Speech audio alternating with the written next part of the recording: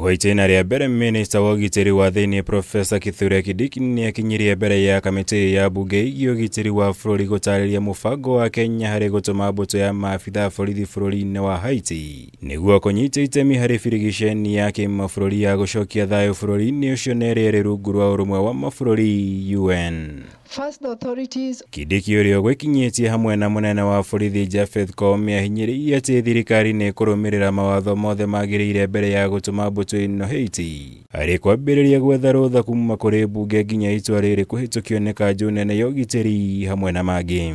Nothing in terms of deployment will happen until the legal requirements have been met. Kũringana na Kindiki meharĩria ma kũnyita itemi birigiceni ĩno nĩ manyitithĩtio thing'a kũrĩa marĩkĩtie gũtũma gĩkundi kĩa mbere kĩa maabitha kũnyabara ũrĩa maũndũ mahana bũrũri-inĩ wa Haiti na magacokia riboti yao ĩrĩa ĩkaneanwo kũrĩ kanjũ ya ũgitĩri ya bũrũri nĩguo kũmĩhotithia gũtua matua mayo.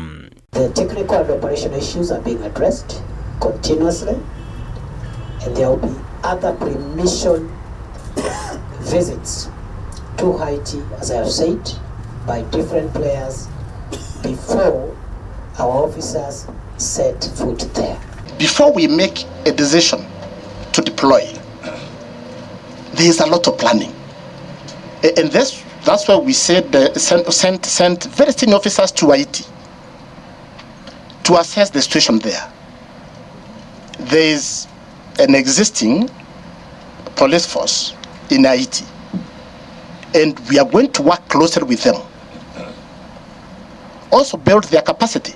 Kindiki na Koome makĩhithũria atĩ gĩkundi gĩkĩ kĩa mbere gĩatongoretio nĩ mũnene wa borithi Nur Gabo na gĩa kerĩ kĩrĩa gĩtanyĩtwo gũthiĩ kiumia gĩũkĩte gĩgatongorio nĩ Minista wa maũndũ ma nanja wa bũrũri arĩ kĩonereria kĩa ũritũ ũrĩa thirikari ĩiyũkĩtie mũbango ũyũ naguo nĩguo gũtigĩrĩra birigiceni ĩno nĩ ĩgaciara matunda na igũrũ rĩũguo manyihie mogwati marĩa mangĩtũnga mbũtũ ĩno.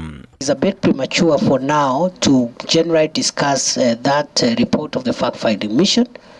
But I want to assure the committee that when the Security Council meets, and it should be very soon in the next few days, once it is convened by the chairperson, the transmittal letter to Parliament will include also as support material the report of the fact-finding mission. Kũringana na mũbango wa ũrũmwe wa mabũrũri birigiceni ĩno ĩtanyĩtwo kũhanĩka kwa ihinda rĩa mwaka ũmwe na ĩtongorio nĩ bũrũri wa Kenya ũrĩa ũgatũma maabitha borithi 1,000 arĩa Kindiki na Koome maugĩte kũrĩ na mũbango wa kũmahe mathomo ma mwanya mbere ya gũthiĩ Haiti nĩguo kũmaharĩria kĩrũthiomi ũndũ ũmwe na kũmamenyithia ũrĩa bũrũri ũcio hana mbere ya makinyĩte kuo. What we are doing at the moment is identifying the officers who will go to serve in this mission, and it's very competitive. Officers and the NPS are very eager to go for this mission. It's competitive. I am happy to assure the country that we are not taking our officers to Haiti as guinea pigs.